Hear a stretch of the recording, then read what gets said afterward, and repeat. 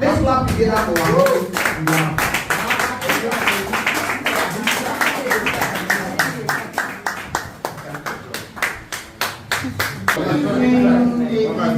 gentlemen. I want to thank God for today. Of a truth, this is the Lord's doing. Yes. And it is marvelous in our eyes. You know, when this crackhead started, I want to tell you that it started with Zobo, Washington. Yes. Zobo, Washington. And from Zobo, Washington, they climb up to Crackhead. Yes. And for you and for me supporting him, I want to say God will bless every one of us in Jesus' name. Amen. And I want to encourage every one of us that whatever you want to do, the Bible says, whatever your hand finds to do it with all your might. And it is from there that you will have the reward. And for some of us who are parents, mothers especially, I want to tell us that prayers of a mother are very much. I'm a prayer woman. Yes, obviously. And I encourage you as a woman, whether you are married or not, pray very well. Because your prayer, sometimes you might not see the answer immediately. But I want to tell you, as time goes on, God will answer that prayer. Amen. And that prayer Right on, Mama. Right on. stand Right the on. test of time. Yes. So I want to thank every one of you for supporting Crackhead. And I want to pray that that same God who has lifted him up will also lift you up in and also keep on trusting God. Because when you acknowledge him, he directs your path. That's what God does. I want to thank God for all the children that God has given me. Yes. From day one, none of them have given me headache. Yes. People will say, how do you cope with boys?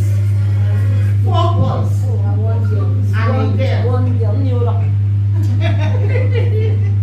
How do you cope with them? You know, the foundation that you lay for your children, wherever they go, that foundation will follow them. So I want to employ every one of us. Start now. Start now.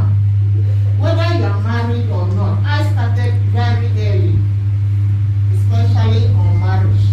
Start now. When I was still in secondary school, attending marriage seminars, and I grew and became somebody.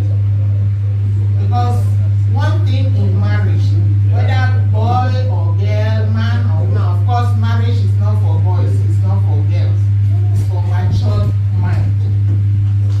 And for us women, you can be a wife of a happy husband, and that is what it entails. And when you are a woman that made your husband to be happy, I mean, when you have your children, they will follow on that line. Yes.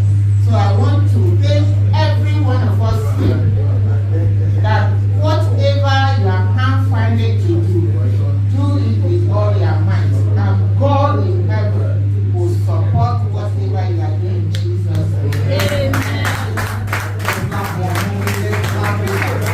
Let's do it now.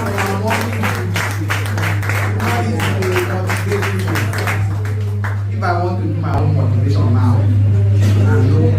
Yes, that is my mother.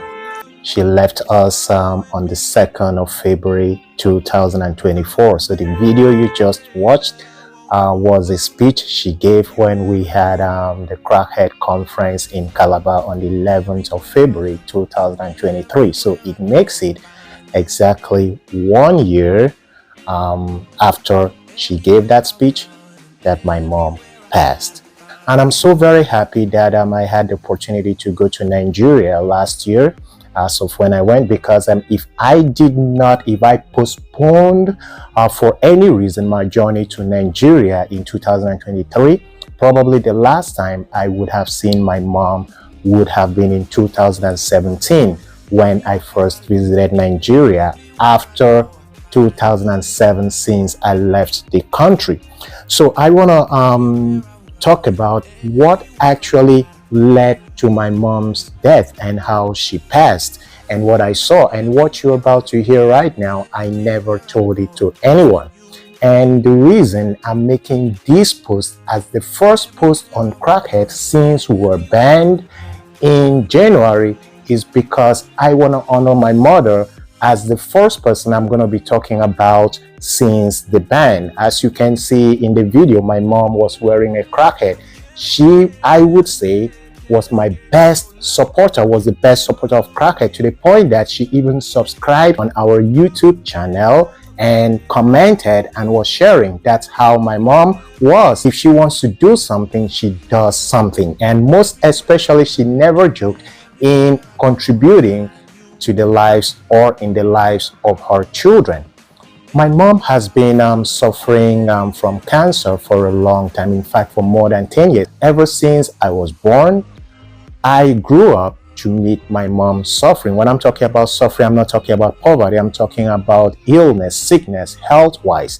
In fact, my mom almost died when she gave birth to me. My mom has been in sickness, has been in health issue almost all her life. October 18th this year should have made my mom 64 years old. Well, I would give credit to her for even being alive up till 2nd of February 2024.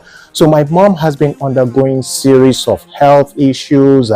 First started with fibroid, and then having accident and one of her legs, and up to the cancer stage. Even the cancer, she's undergone series of chemo upon chemo. And again, she was just trying to be alive, to be strong, and to be there for us.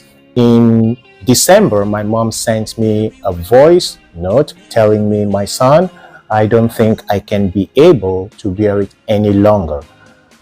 I will go." And when she sent me that voice note, it was breaking. I think it was about 30 seconds long.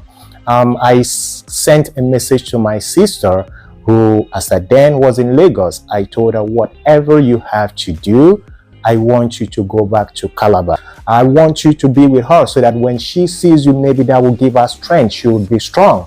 And my sister said, okay. And she went to Calabar. So my sister has been in Calabar since December last year, I think 3rd week of January. My sister sent me horrible pictures of my mom's condition. And when I saw those pictures, I was like, okay, this woman will go. I made a call to one of my friend Mila's. We're close. We've been friends since our secondary school days to the university level. I told him, please go and check on my mom. In fact, I want you to go and see her, because this might be the last time you will see my mom, so that in any case, you will tell her goodbye. And he made a video call on WhatsApp. That was the last time I saw my mom. That was on a Wednesday. When Milas made that call and I saw my mom on WhatsApp, I knew it was game over. Why or how? Because I remembered when I lost my when I lost my father-in-law, I'm talking about Moran's dad, that was the exact same way Moran's dad was when I saw him on his last days. And when I saw my mom, I knew that it was only a miracle that would save my mom. But I did not hope for that miracle. I did not expect truth be told. So when Milas left, I told Milas, look, my mom will die. Milas said, it looks bad, but just do not give up hope. I said, well, whatever is needed, I'm going to be there for her. But honestly, I think she will pass. I even spoke with my dad that afternoon, and I even sent money to my dad. I told my dad, buy whatever food that my mom loves, make for her, and if it's the drip, I don't want her to lack anything, even when I knew that she was gonna pass. And that was on a Wednesday. On a Thursday, I don't know if it was a dream or a vision, I don't know, but in whatever I was, somebody, I didn't see the face, kind of figure appeared to me, telling me that he has to take one person with him. And of course, I wouldn't want him, I don't know if it was the angel of death, I wouldn't want him to take my mom. As soon as I wanted to answer if he should, spare my mom or keep my mom alive, remember, he told me he has to take one person with him. I didn't know why he said he had to take one person with him. But as soon as I wanted to answer, please spare my mom, let my mom live. And all of a sudden, in some other corner, I saw a woman lying down there as if she's also on her deathbed, and beside her was a child, I think about 5 or 6 years old, and this child was crying and crying, "Mommy, wake up, mommy, wake up," and my heart broke. And this being, this whoever or whatever it was that told me that he has to take one person, asked me, threw a question to me, who should I take, your mom or this woman? In a split second, I don't know, it was as if he was giving me a decision. I don't know for whatever reason why that would be the case. It was as if he was giving me a decision to make. Should I save my mom and he would take the other little child's mom that was crying and maybe that's the only person that woman had in the world. And I told the person, take my mom. And as soon as I said that, I woke up. Now, in that split moment, while I was thinking who that being should take, if he should take my mom or if he should take that other woman, I was thinking, okay, my mom has done her role. Maybe it's selfish of me, but I don't know. My mom has played her part. She gave birth to 5 children, and the 5 of us were all grown up. There is none of us that doesn't know the difference between his left and right. I'm the first, and our last born just completed his higher education.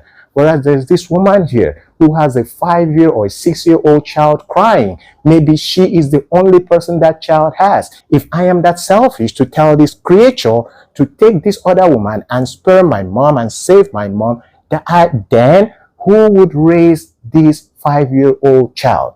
My mom had the opportunity, that's what I think. My mom had her own opportunity to train us. She trained all her children, as you heard in that video. She trained all of us to be who and what we are today. But that other child, if the mom dies, she or he doesn't have anybody in the world to train him or her. So let him have this chance. So I told that being, take my mom. And as soon as I said that, I woke up and I cried. I wanted to immediately, that was on a Friday morning, I wanted to call my sister to ask how my mom was, because I told my sister, whatever is going on, please keep me updated. And for some reason, I forgot to call her. And also my son Lishai, when he wakes up in the morning, you have to give him full attention. So I didn't call my sister throughout the day, not up until 5 p.m.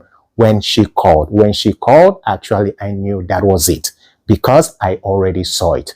So when she called me, the first thing she told me was, "Mommy is dead." And if she can remember, the only thing I said was, "It is well," because I already saw it. At least I'm not that, stupid. I could interpret one-on-one. You might be thinking, what if I said I want my mom to live? Would my mom have lived? Maybe she would have lived. Maybe she would have survived. Maybe that miracle I was hoping for would come to pass. But again, as I said, I would not be able to live with myself knowing that some other child doesn't have a mom. I'm also a little kid, doesn't have a mother that would take care of him. My mom did her part. God bless her. I love my mom. She did her part. And I know that my mom would have made the same decision. I know that my dad would have made the same decision. That's the family we come from. First of all, we are selfless before we are selfish. That was the upbringing I had.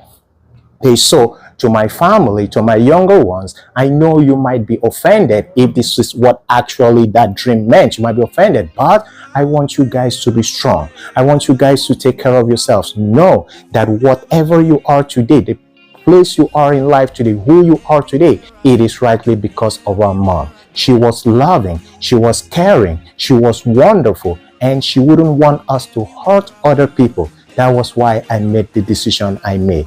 And to you, that woman, I don't know who you are. I never saw the face. To you, that woman, who maybe I saved your life as a result of letting my mom go, please take care of your child.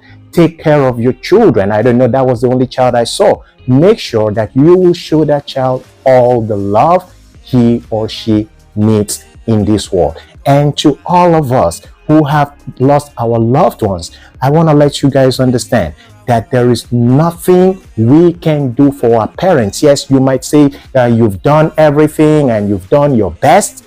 Believe me, you can never do your best for your parent, no matter what you do.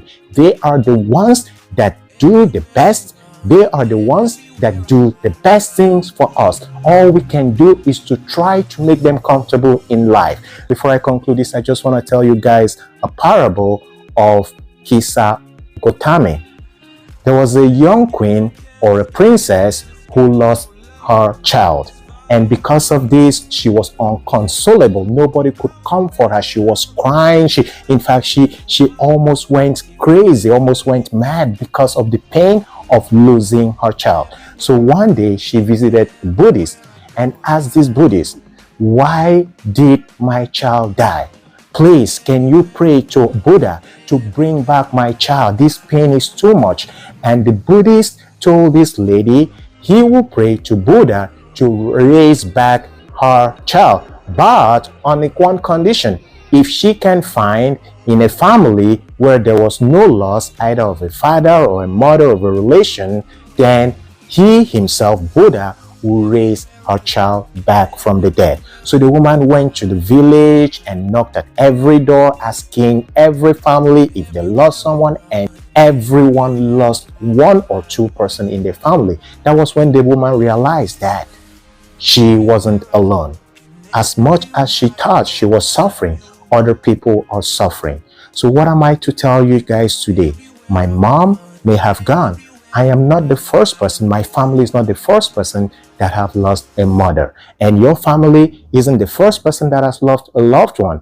This is the circle of life. But the good thing is that parents should not bury their children. It is our responsibility, it is our duty as children to bury our parents, so that if your parent died even at a younger age, as long as you are still alive, that is good. No parent, no father, no mother should bury their children. It should be the other way around. So at this moment, I want to just say, Mommy, you are gone. We love you. We appreciate everything you did for us in this life. We know, and I know that you're in a better place, and I know that you are watching over us. I feel you in everything I do, even the video I watch. Every time I look at it and I smile. I can't cry. People mourn for their loved ones. I only cried once, and that was it. When the news got to me, that was it. And after that, I only think about the legacy and the things you did to help us, the things you did to make sure that we become better in this world. Adieu, Mommy. Adieu, my beloved crackhead mother. Yes, you were a crackhead. You were a crackhead. You were the crack queen. Thank you very much for all the love and the support you showed to me on Crackhead in my life. Ever since you brought me into this world, you raised me up, you disciplined me as you saw fit, and I appreciate you for that. We love you. Rest in peace. Rest with the Lord, and we shall see each other again once more. It's your boy, the Crackhead. Thank you very much, guys, for your condolences. Thank you very much for your support, and we move by moving. Bye for now.